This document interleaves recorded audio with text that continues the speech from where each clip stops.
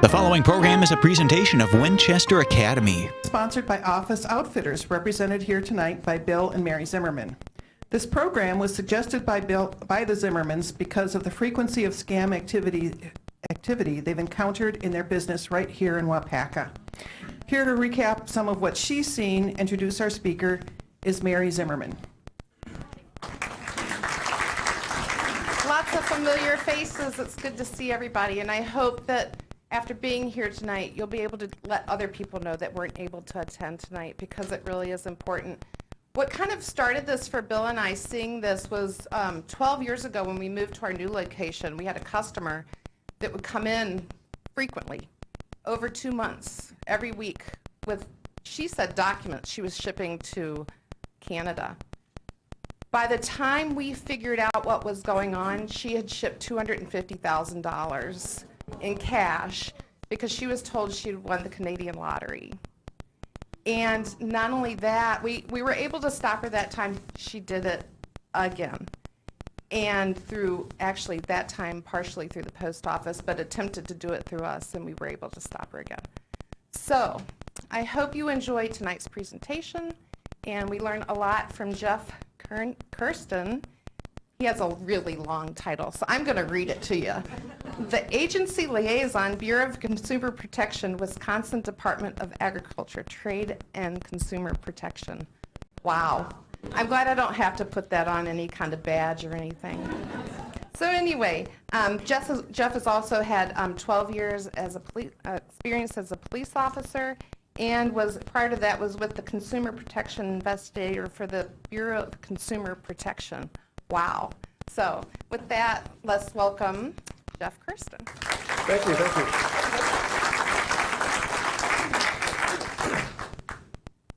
All right, well, thanks so much for having me tonight. This is such a great turnout. This is exciting, a lot of energy in the room. So yes, my name is Jeff. I work for the State of Wisconsin Bureau of Consumer Protection, and I won't go through the whole job title again. If anybody wants to see my business cards, I can probably produce one before the end of the night. It's very small print. I have a background in law enforcement. I was a police officer for about 13 years. So unfortunately, I've seen this type of criminal activity from the law enforcement side of things. As an investigator for consumer protection, I've also seen how we help people recover from this, or try to help people recover from this firsthand at the state. So right away, I want to make one distinction between us and law enforcement. Bureau of Consumer Protection is not a law enforcement agency. We don't get to go after the bad guys. They took my handcuffs away. I don't get to do that anymore. That's law enforcement's job, right? So when we have a victim of a scam, we want to report it to law enforcement. We want to give them a chance to go after the criminals. But then also, don't forget about us. Report it to us at the state. We're happy to look into this. I mean, no guarantees about getting money back, but we'll try, and we'll look and see what's going on out there. At a minimum, I think there's value in still reporting it to us at the state. We learn what scams are out there, what new twists on scams are working. We can update presentations like this. That might help out somebody else in the future that sees my presentation. Numbers at the federal government would also be more accurate. So this was last year's numbers, 5.2 million reports of scams to the federal government. Unfortunately, there's another stat out there that says only 1 in 11 victims comes forward. So for easy math, we might as well add a 0 to the end of this, and we're probably looking at like 50, 60 million scams.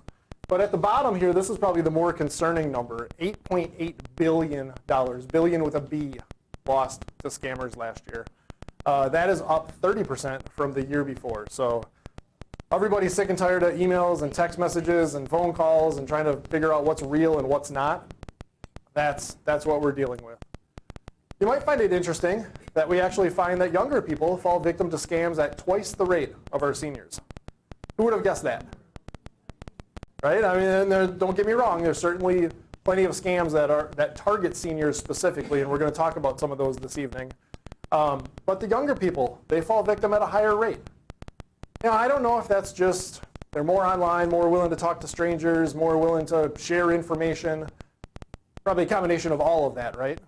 Now, if there's any good news for our younger folks, on average, they don't lose as much money. And most of the seniors tell me because when you're in your 20s, you don't have as much money, right? Well, that's the bad news for our seniors, is on average, they lose 3 times as much.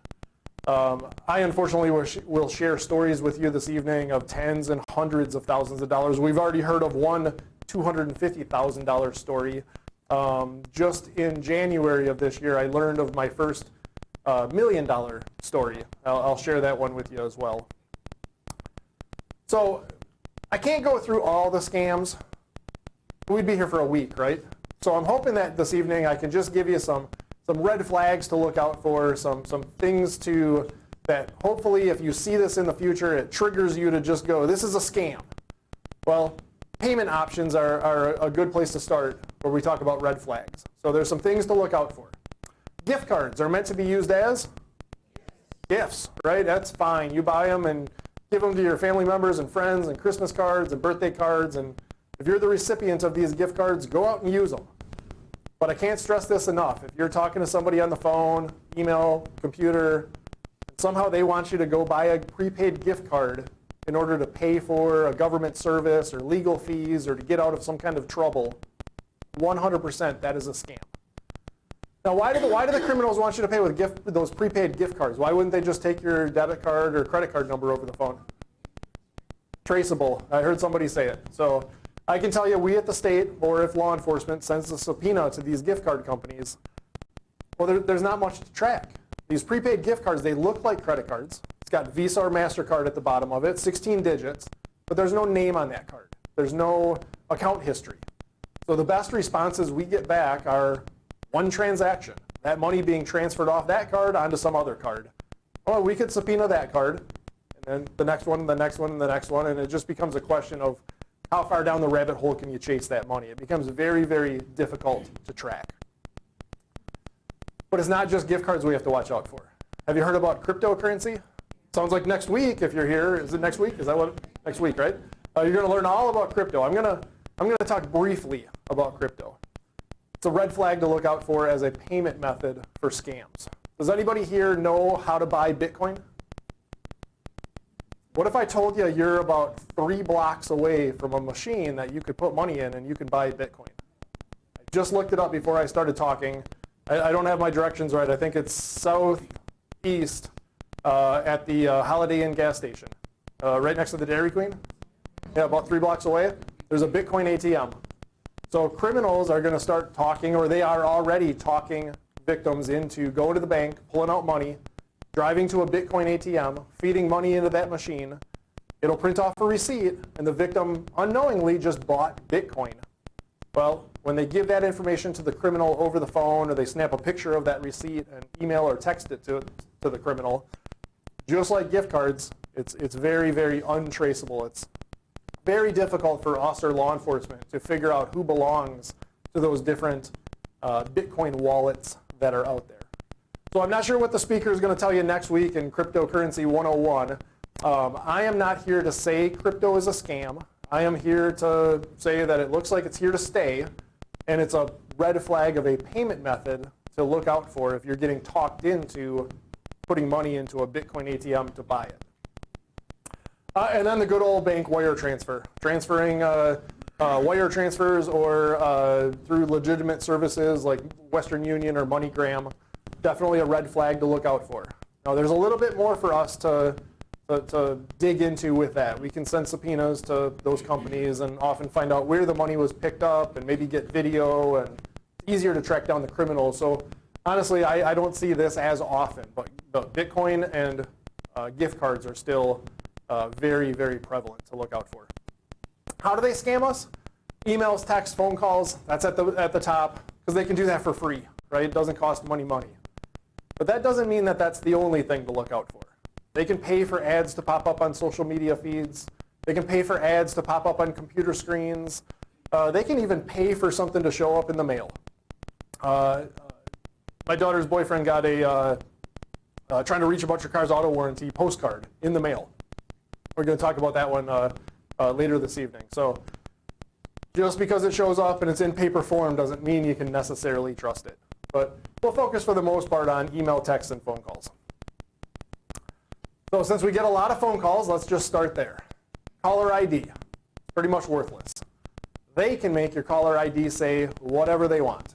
So they can make it say the sheriff's department, the police department, the Red Cross, the Salvation Army, the Social Security Administration, you name it. They might even put the real phone number for one of those agencies on your phone. But that does not mean that that is who's calling. I'm going to guess that most of your scam phone calls look like they're local. Right? So they're not, most likely not calling from this area. The scammers found out a long time ago, or the criminals did, that you're less likely to answer some area code you've never heard of. So now they just make it look local. It's called neighbor spoofing. So they know what number they're dialing your number. So they just make the area code and the prefix the same, put some random 4 digits at the end, and it's meant to just catch you off guard. That, oh, this must be somebody I know, I just don't have them programmed into my phone, and they get you to answer. If you look at it from their standpoint, step number 1 to get you to fall for a scam, they've got to get you on the line. If you don't answer, you can't fall for the scam, right? So which is why I'm about to tell you, if you don't recognize the number, don't answer. And it takes discipline, but it really is that simple, for the most part. If you're in a position where you can avoid answering calls that you don't recognize the number, please do that. The problem is that all of us eventually are going to be a point in our lives where you're waiting for that important phone call from a doctor's office, or an employer is calling you back, or we've all been there. We've all seen that incoming phone call, and is this the one I'm waiting for, or is this a scam? And you're stuck, and you have to kind of answer it. It's not the end of the world if you answer a scam phone call. As soon as you detect that it is a scam, try not to say anything. Don't push any buttons on your phone. Just immediately hang up. I know at the bottom here, sometimes it'll say, can you hear me? Before you know it, you just said yes. They might record your voice saying yes. The fear is that maybe then they call up a bank or a business that you have an account with. They have a recording of your voice saying yes, you're consenting to something. But just in the last couple weeks or a couple months or so, this AI has really taken off, right? Has anybody heard of this open AI, artificial intelligence, chat GPT? It is becoming so easy for computers to mimic your voice. Doesn't take much.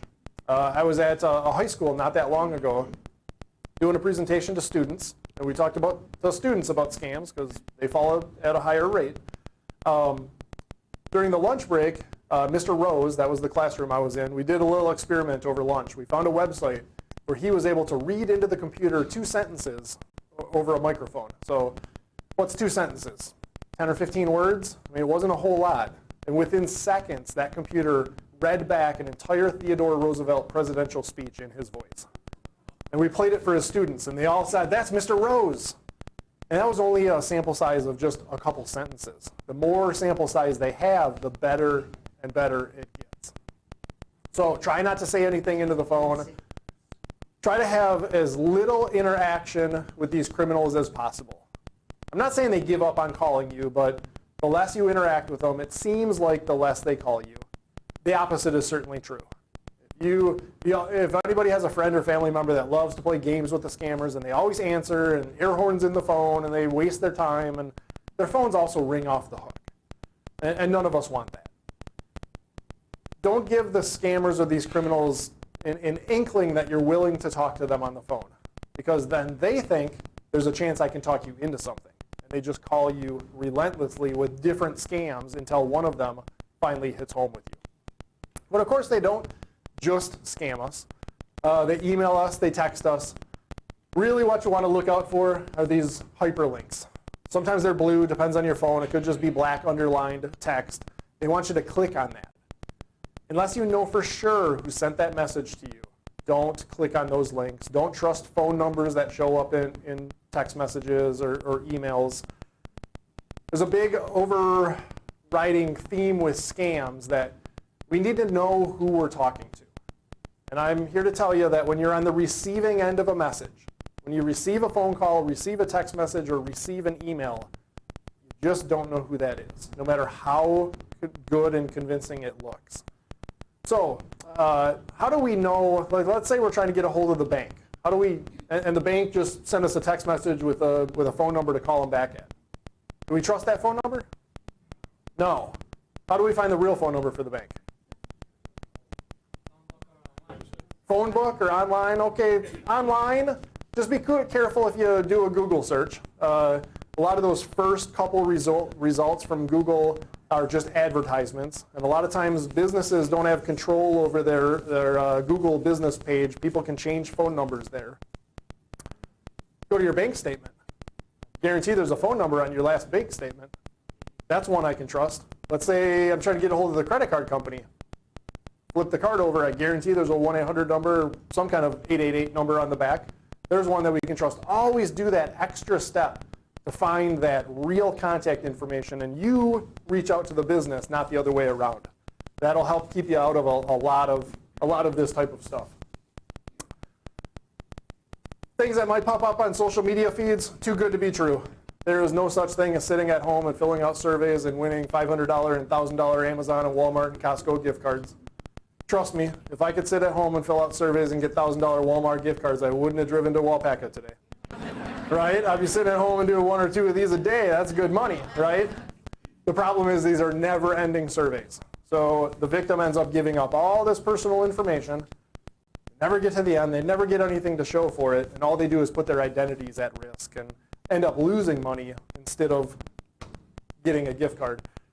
Santa Claus, Christmas trees, snowman, Frosty over there. You see a lot more of this in October, November, December.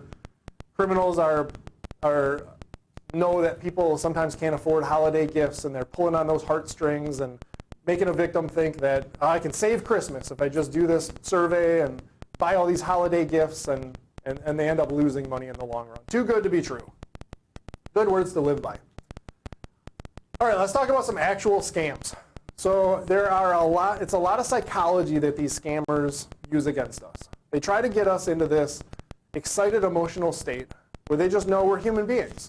And when human beings are upset and emotional about something, we tend to not make very good decisions. I'm sure you can think back on a time in your life where you were emotionally upset or charged about some situation, you made a bad decision, and then later on when you calm down, you look back at what you did and you can't believe it. And you kicked yourself and just can't believe that you made that decision in the moment. Well, one tactic that they try to do is they try to tell you something really scary to get you upset about something. Well, when they pretend to be from the government, it's easy to say scary things, like you owe back taxes. Well, tax day was just last Tuesday, right? I've been seeing a lot more text messages about taxes lately. You owe back taxes, and if you don't pay them right now over the phone, they're going to send the police to your house and arrest you. Or they just pretend to be law enforcement, tell you that you have a warrant for your arrest. I'm here to tell you, as a prior former law enforcement officer, that would never be a text or a phone call. That's a face-to-face conversation law enforcement would like to have with somebody who's wanted. But you get all upset about something, and then you're not thinking straight. And by the time they get to the point of their scam where they're asking you to go buy a prepaid gift card or pull money out of the bank and drive to one of these Bitcoin ATMs, they'll have ways of explaining that, and it'll make sense. And you're just upset about whatever's going on, and you're not making that good decision. The new twist on Social Security I'm hearing about is your Social Security number was used in the state of Texas to rent a car. The police have the car stopped. They found blood in the car, evidence of drug trafficking, human trafficking. Listening to this phone call, you're getting all upset. Then, of course, you just fix it if you pay a little money over the phone in the form of gift cards to get out of this trouble. 100% a scam. Will the government ever call you? How about this? Well, will the federal government call you out of the blue? No. What will they do? They'll send you paper. Government loves paper, right? So they're going to send a letter to your house. But here's where it gets tricky. I know you can contact your local Social Security administration. You can set up a time for an agent to call you back. Let's say you have a question about some benefits or something that's going on. Let's say you set up a time for somebody to call you back tomorrow at 2 o'clock. Tomorrow comes, 1:59 p.m., phone rings, says Social Security Administration. Is it?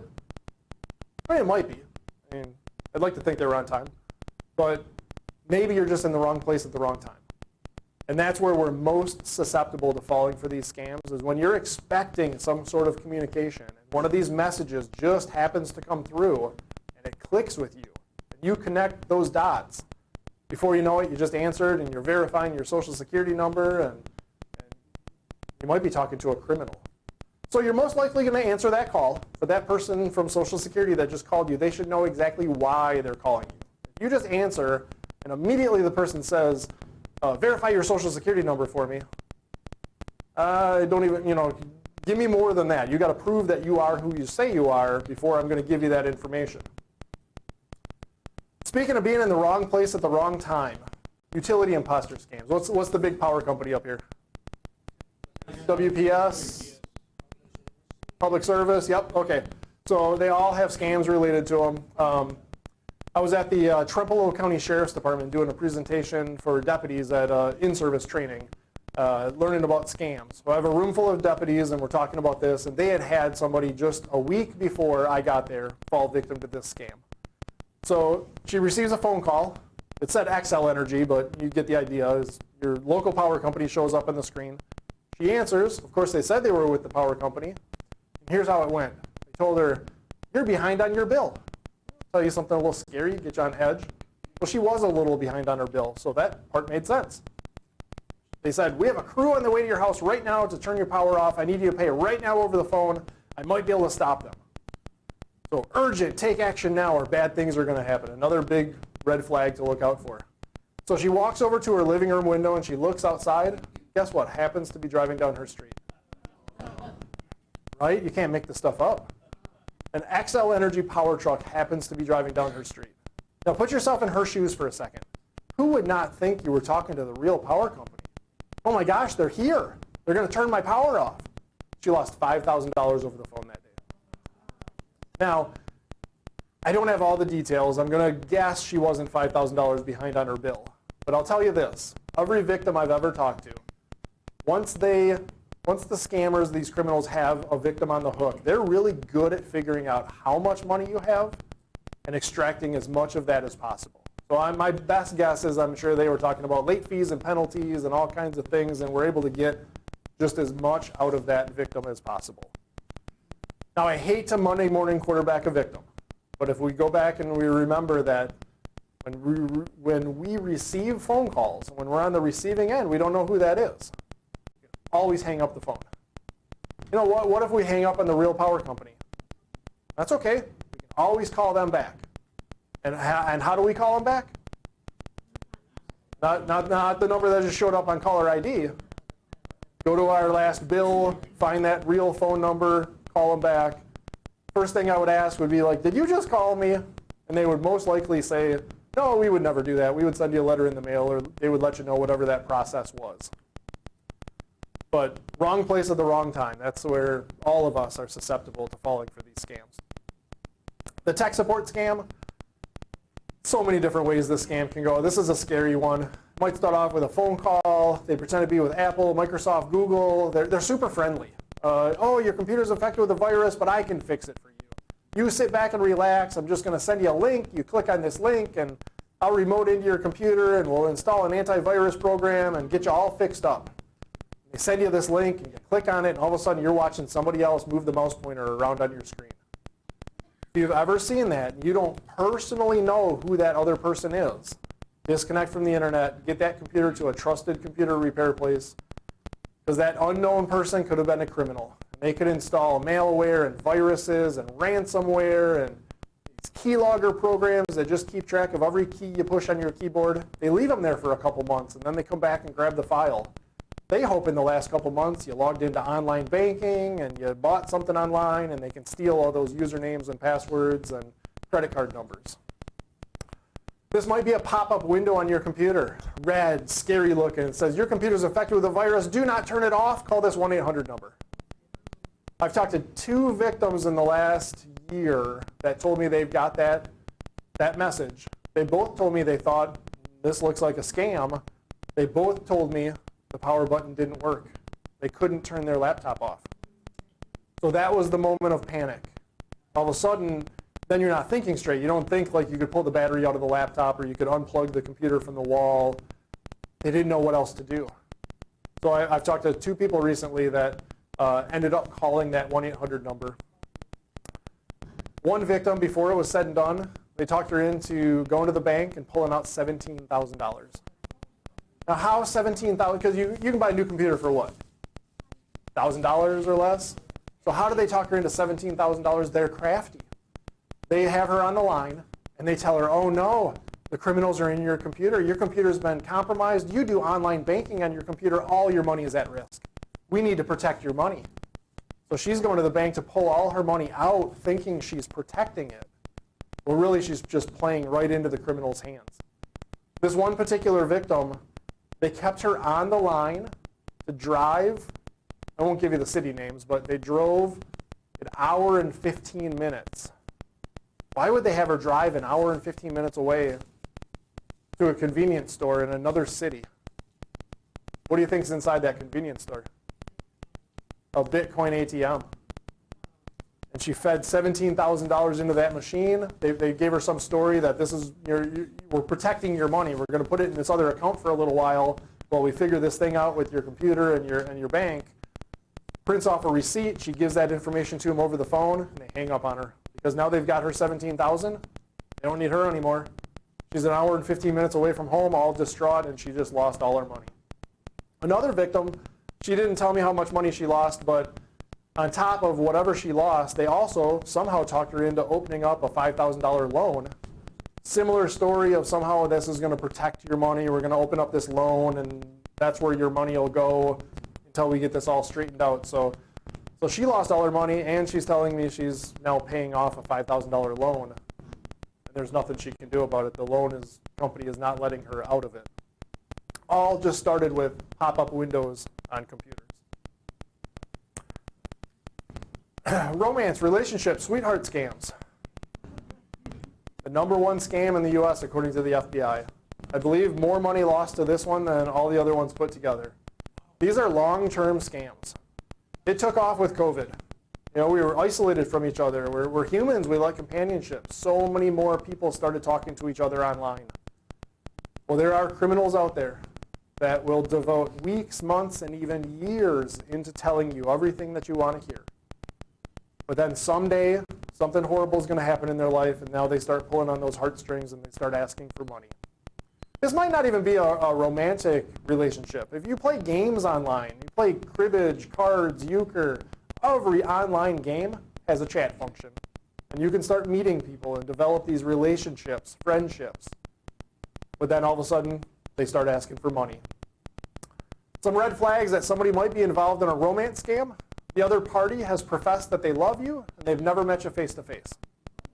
Sounds kind of goofy to say it out loud, right? But they have all these excuses of why they can't meet you face-to-face.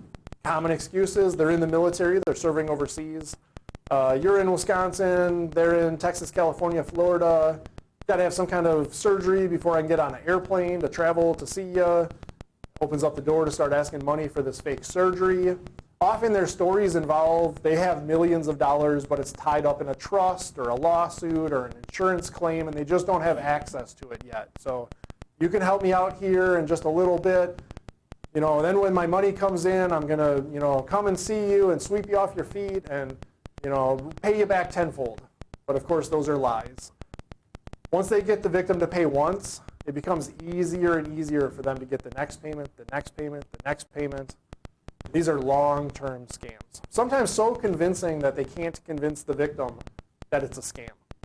I've heard stories of family members having to come in and do financial power of attorney and take over the bank accounts to stop the money from being sent out. They'll get the victim a new cell phone with a new cell phone number. What does the victim do? Reaches back out and reestablishes contact because they don't think it's a scam. Horrible, horrible scam. Another long-term scam are the lottery scams. I believe your story was about winning the lottery. It's a common one. Sometimes they pick on Publishers Clearinghouse. You won all this money, brand new Mercedes. They're going to show up tomorrow with a film crew and a giant check. And this is a different type of excited, emotional state they want to get you in. This isn't scary. This is exciting. You might have won a bunch of money. But when you're super excited about something, humans tend to make those same bad decisions as when we're scared and upset about something. Another long-term scam. Once they get the victim to pay one time some processing or handling fee of a small amount, I've heard as low as $60, $150. Once they get that first payment, just like the romance scams, it becomes easier for them to get the next one, the next one, the next one. I think I kind of have a funny little way I can prove it to you. So a quick show of hands, who in this room likes to admit when you're wrong? One. That's par for the course for all Wisconsinites that I talk to. So Wapaka is exactly what I expected. It's kind of funny, but here's how it works, is that when you start sending money here or here, in order to not send the second payment, in essence, you kind of have to look at yourself in the mirror, admit that you were wrong, admit you got scammed, cut your losses, and not send that next payment. It's actually easier to kind of bury your head in the sand, hold on to that sliver of hope that this is real and that this next payment's going to be the one that gets you to your winnings, or the person shows up and sweeps you off your feet, but it doesn't. And then the next one, and the next one. And now you have too much money invested, and it just becomes harder and harder to get away from these things. I know of 2 couples in the state of Wisconsin that have been tied up in these for about 5 years each. One couple has lost $88,000 and the other one has lost $106,000. They both started with just a $150 payment. This is my $1 million story as well. I was doing a presentation for a bank.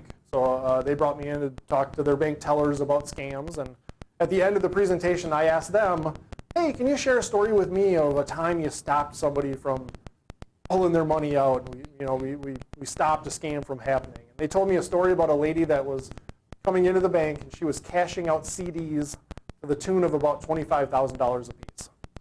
And she was telling the bank, I'm giving the money to my kids, they're building a house. And it just didn't sound right to the bank. The bank told me later they're like, that's not how it normally works. Normally they'll have us cut a check to the construction company. They literally told me nobody's walking into Menards with $25,000 in cash to buy lumber for a house. So it all started with a hunch. They just didn't think this sounded right. Well, this customer comes into another branch, same thing, cashing out another CD to the tune of $25,000. Same story. They brought her into a conference room. They must have pressed her a little bit. They got her to admit she thought she won 2 cars. The cars were in California. They were being shipped to Wisconsin. Every time they crossed the state line, the scammers were using that as an excuse. You got to pay some taxes, fees, something. So my best guess is they were taking the most direct route to Wisconsin. The daughter came in and did an audit of the bank account, and there's about $1 million missing. 7 figures. Now, I'm not saying, I don't know if it's all from that one scam. Maybe there was multiple scams going on, but bottom line, that one bank account, that one victim, there's about $1 million that the family cannot account for. And it may very well have just started with a lottery scam. She thought she won 2 cars. The grandparent scam. Who's received this phone call? Judging by the reaction, I imagine a lot of you have received this call. Nothing's off limits to these criminals. They will pretend to be whoever they think they can be at the other end of a phone call, an email, a text, to get you to give them money. They'll pretend to be a grandchild that's in distress. Now, up here I have crash often involves a broken nose. Why a broken nose? They don't sound right. So if you challenge them over the phone, well, you don't sound like my grandson or granddaughter. They already have a built-in thing in their story. For about the last year now, I travel all over the state doing this. I've been hearing from seniors, you know what, it sounded just like my grandchild.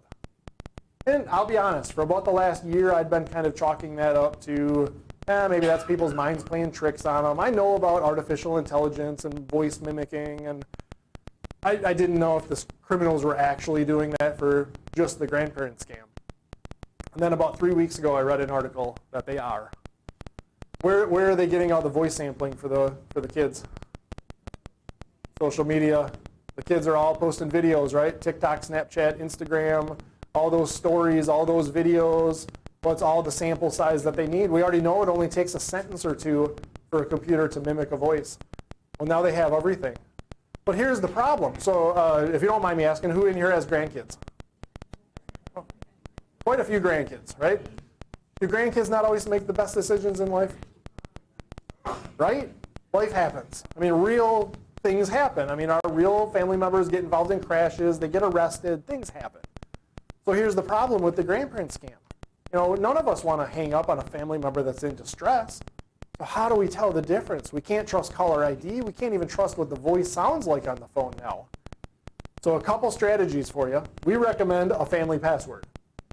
Just a unique word that you set in person with the immediate family members. Don't keep it quiet. Don't post it on Facebook. If you ever got this call and just for a second you thought it was real, ask for the family password. You know what? Even if you don't have a family password set up yet, ask for the family password.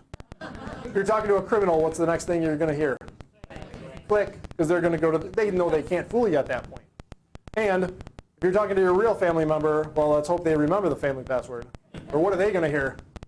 Click, you're going to hang up on them, right? So family password, that's a solid strategy.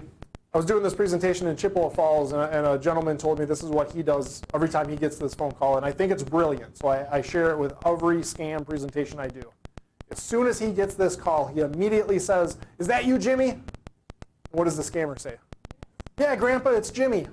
He doesn't have a grandchild named Jimmy. Like, offer up a fake name, see if they bite. Then you know it's fake, and you can feel good about hanging up the phone. The scary version of the scam is where the scammer has done a little bit of homework, and they might know your grandchild's name, and they do the voice recognition, or the AI with the voice, and that's the one where you really got to be on your toes. Check overpayment scams, lots of different ways this can go. The basic version of this scam is if you ever try to sell something online, somebody's going to want to buy whatever you're selling, and they're going to give you more money than what you're asking. Too good to be true, right? Nobody's going to pay you more than what you're selling something for. They'll have some story of why this cashier's check or money order is already made out for this higher dollar value. It'll make sense. We've always been told we can trust money orders and cashier's checks. You can take them right to the bank and show them to a banker. They can't even tell you that they're fake. The trick is they get you to deposit these checks. Federal law says the bank has to make those funds available to you right away. So you can pull the money out before that check is cleared. That check will bounce. And it doesn't just bounce in a day or two. It can take weeks and even months before that check will bounce. But trust me, that check will bounce. Well, they usually tell you, you know what, you keep an extra $100 for yourself, send the other $400 back to me, or whatever the dollar amounts are. And when that check bounces, the bank's going to call you up and say, hey, we need that money back. That check was no good. Well, if you've already sent it back to a criminal, you see the problem. Another version of this scam I learned about from the Big Bend Police Department over by Milwaukee. They called us up. The consumer receives a phone call from McAfee Antivirus. Heard of that company? Or like Norton 360, it would probably work with them as well. You know, somebody that he recognized. Well, he has McAfee on his computer, so he answers. Here's how it went. Sir, we messed up. Our computer systems were down for the last 3 months. We were not protecting your computers. We owe you a refund, $100 a month. Victim thinks he's going to get a refund for $300. Gives his bank account number and bank routing number over the phone. Victim checks his bank account. What do you think happened? Empty is what I heard. That's what everybody thinks. He checks his bank account. There's a deposit in there for $30,000 going into your bank account. Ooh, it got quiet. I got your attention. His phone rings. It's McAfee. He answers. Here's how it went. Oh no, I messed up. I'm in so much trouble, they're going to fire me. I was trying to do this $300 transfer and I hit too many zeros. $30,000. But the wire transfer already went through. I can't reverse it. Oh my gosh, I'm in so much trouble. They're going to fire me. I need you to do me a huge favor. You know, can you go down to the bank for your trouble? You know what? You keep an extra $1,000. It was my fault. Pull that other $29,000 back out and send it back to us. They're going to fire me. That's exactly what the victim did. Went down to the bank, pulled out $29,000, sent it back to this guy. Just like a bad check, there was never $30,000 to begin with. It was just a pending transaction. That wire transfer bounced, didn't go through. The bank calls him up and is like, hey, we need that $29,000 that you pulled out. Well, he already sent it back to the criminal. All started with just a phone call that he answered. Trying to reach about your car's auto warranty. 100% just a scam. There is no coverage being offered here. It's 100% phishing. They don't even know if you're old enough to drive. They don't know if you have a car. They know nothing. They just want you to sign up for this because they're stealing your premium. I was talking to one gentleman that was on the phone with these individuals, and he told them, I don't think you're going to cover my truck. It's in the front yard on blocks, and it doesn't have an engine. And they said, hold on, sir. They played music for 30 seconds, and they came back. Yeah, we'll cover it. Of course they'll cover it because they just want your premium money. And I can tell you, when your vehicle breaks down, your situation never, ever, ever applies. They never have to pay out. 100% fake. Just skip right over this. Charity scams. Now this gets tricky. We didn't talk about this earlier. I skipped over the do not call list part when I had that phone scam thing up on the screen. Nobody called me out on that. I appreciate that. Does anybody know if you're on the do not call list in Wisconsin? Here's some grumbling, right? I don't know, because I still get all these scam phone calls. So we're the state agency that administers the do not call list in Wisconsin. I'm here to tell you, surprisingly, it's a really, really well-run program. Very efficient. What it's for is telemarketing. Telemarketing is where a real business wants to call you up and sell you a product or a service. If businesses want to call Wisconsin consumers, they have to register with us as a telemarketer. There's a way that they can scrub their call lists against the do not call list to make sure that they don't call who they're not supposed to. And are there violations? Yes. And we go after those businesses and make sure that they're complying with the law. We'd go after all these scammers too if we could find them, but they're not intimidated by our do not call laws in Wisconsin. So I mean, they just want to flat out steal your money and info, right? So yes, I hear you. You get all your scam phone calls, but I still think there's value in being on the do not call list. You know, here comes an incoming phone call. I don't recognize the number. Well, I know it's not a real business calling me up to sell me something because I'm on the do not call list. So by default, this number that I don't recognize, well, it's probably just a scam. It's more likely it's a scam. It makes it easier to ignore those unknown numbers. If you're not on the do not call list, trust me, you're going to get all the same current scam phone calls that you get. Plus, you're going to get all these business calls that are legitimate. And good luck trying to figure out the difference. And then we get to charities. Guess who doesn't have to follow the do not call list? Because they're nonprofit. So here you are, you're on the do not call list. Here comes an incoming phone call. Often these are the support the police, the fire, the EMS, the Blue Line this association, the benevolent officer that association. When I was an officer, I used to get these phone calls. Organizations I'd never heard of. Who knows if that stuff is real? There's no way to tell the difference. You can't trust caller ID. You can't trust what they say. You can't even trust what they sound like. So the only advice I can give you with charities, never, ever, ever give money over the phone when you receive the call. Don't let somebody call you up and tell you where your money should go. You decide where, if anywhere, your money should go. If you want to support the police, the fire, the EMS, the library, I bet you know where all those places are located. And then at least you know where your money is going. If you're looking for a charity, charitynavigator.org is a really well-run third-party website. It's just a good place to go and do research.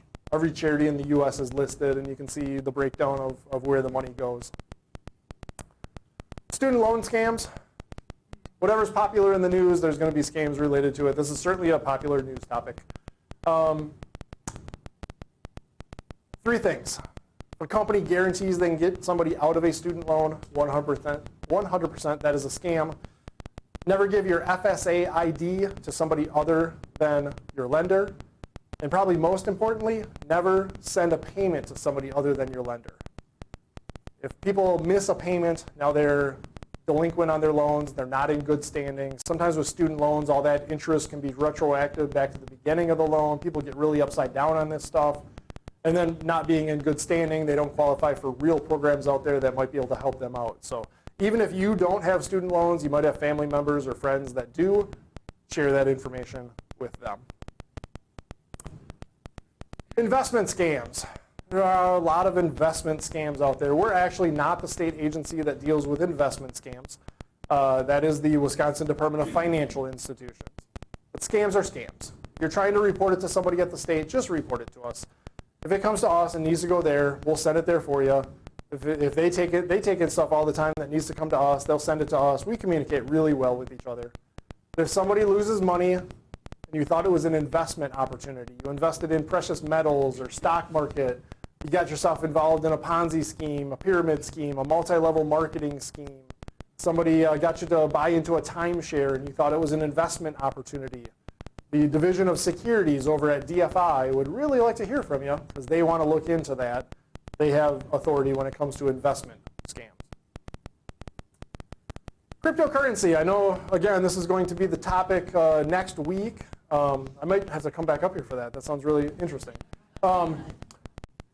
Again, I'm not here to say it's a scam. I know people that will tell you that. I'm just bringing it up as a red flag to look out for as a payment option when it comes to scams. If you're looking at getting involved in crypto as an investment, just be really, really careful. This is not regulated by the government. You are on your own. There's no 1-800 number to call to get a hold of somebody at Bitcoin or any of the other thousands of different cryptos that are out there. You are just on your own. So I kind of like to think of it as like going to the casino. Don't play with money you're not willing to lose, because you very well might lose it when it comes to crypto. I won't ask for a show of hands, but a year and a half ago or more, I used to ask people if you're interested in getting involved in crypto, and I used to see quite a few hands. A lot of people saw people getting rich quick with crypto. And then it kind of all fell apart at the end of 2022. Everybody heard of the FTX, debacle and Sam Bankman-Fried, and people lost a lot of money, and so then everybody was shied away from crypto, and then a few weeks or a month or so ago, we all heard about problems with banks not being able to make it, and all of a sudden now people are gravitating back to crypto, and I think it's here to stay. I know you can buy Pizza Hut, you can buy Teslas, you can buy all kinds of stuff with Bitcoin. But just be really careful if somebody's talking you in to go to the bank, pulling out money, drive into a nearby Bitcoin ATM, almost 100%. That is a scam. Funny little story of how on your own you are when it comes to crypto. Has anybody heard of the guy over in the UK that is excavating a landfill? Out of his own pocket, he's paying to dig up a landfill. He's looking for something. Guess what he threw away? A hard drive to a computer. On that hard drive, thousands and thousands and thousands of Bitcoins. The last time I checked the market value of that hard drive, $321 million US dollars. If he finds it, and it's not water damaged or whatever, he can trade it in at whatever the current exchange rate is for Bitcoin. But if he doesn't, he's on his own. There's no way to recover that account. There's no forgot password button where they just send you an email and you can recover access to your account. You are out of luck if you're just on your own when it comes to this stuff. Some warning signs of a scam. This is kind of more of a slide for me. Make sure I covered everything. We certainly talked about wiring money, crypto, Bitcoin, or gift cards. Verifying information. When we're on the phone with businesses, do we ever have to verify our personal information? I bet if you call up your bank and start asking questions about your account, they're probably going to ask you a question or two of who you are, right? That's okay. When we call the bank at a real phone number, that's okay. You're truly verifying information. When you're on the receiving end of one of these phone calls, you never have to verify information. If anything, the person at the other end of the line needs to prove to you they are who they say they are. You're not verifying it. You're getting tricked into giving up your personal information. Urgent, take action now. Bad things are going to happen. A big red flag of scams. Shh, don't tell mom and dad. They like to keep you on the line. They don't want to give you a chance to breathe. They kept that one lady on the line to drive an hour and 15 minutes. They didn't want to let her hang up, because then she might calm down and snap out of it and not follow through with what they wanted. With the grandparent scam, they'll often, this is my grandma, grandpa, it's my only phone call, don't hang up on me. They want to keep you on the line. Always reach back out to that real family member that's supposedly in distress. We talked about the government making phone calls. Do people win stuff in life? Sure. I've never done it, but I hear if you go to a casino, what is it, 1,200? Is that about the threshold where they fill out the tax paperwork with you right on site? Great. Take my taxes out of my winnings and just give me what's left over. You're telling me I got to pull my wallet out of my pocket to get to my winnings. That is 100% a scam. Be really careful about clicking on links in emails and text messages unless you know for sure who sent that to you. Who's seen a message on like Facebook Messenger that says, oh my gosh, did you see who died? There's a link. That is a scam. That is correct.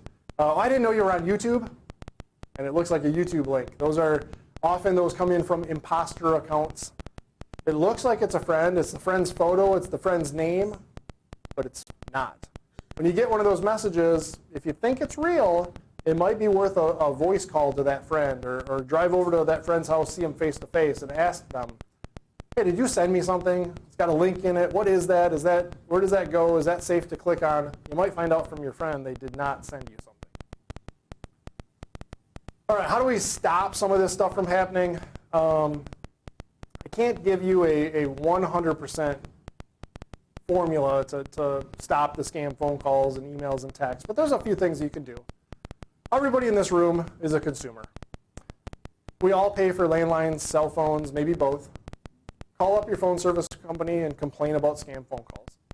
Lots of them have blockers they can put in place on your line. A lot of those blockers are free, but they won't put them in place for you until you call up and complain. That's probably the first thing I would do. If you have a smartphone, there's some other options for you. There's some apps you can download that'll stop some of the robocalls. There's some call screening services out there. I think Apple and Google both have some decent call screening services that'll block some of this stuff. Have you noticed that our phones are getting better and better? Say scam alert, telemarketer, medium risk, spam. So that is, I think the program is called Shock and Awe. Sounds exciting. From the FCC, the Federal Communications, FCC, whatever that is, Commission, is putting pressure on the phone companies to do something about scam phone calls. Well, what they're doing is they're authenticating phone calls. Somehow, that call failed authentication. Now, they're still allowing it to come through to your phone just in case you actually recognize the number. I can tell you twice I've heard from people that it was my daughter's number. I recognized it, and I answered, and it was really my daughter trying to call me. That's super, super rare. Like 99.99999% of the time, when your phone tells you it's a scam, don't answer. That is a scam. And then lastly, this works for your smartphones. It works for Apple and Android-based devices. This is pretty effective at stopping scam phone calls, but it's not for everybody, so hear me out. You can go into the settings on your phone, and you can set your phone so that it will not ring unless it's somebody you already have programmed into your address book. So all those unknown calls, they don't even ring, your phone doesn't vibrate, you don't even get bothered. It dumps them right to voicemail. You can always check voicemail later to see if you missed something important. Now, I said that doesn't work for everybody, because all of us eventually are going to be waiting for that important phone call back from a doctor's office or Social Security or somebody, right? We might not always know the number that they're dialing from. If we know the number, we can program that into our phone.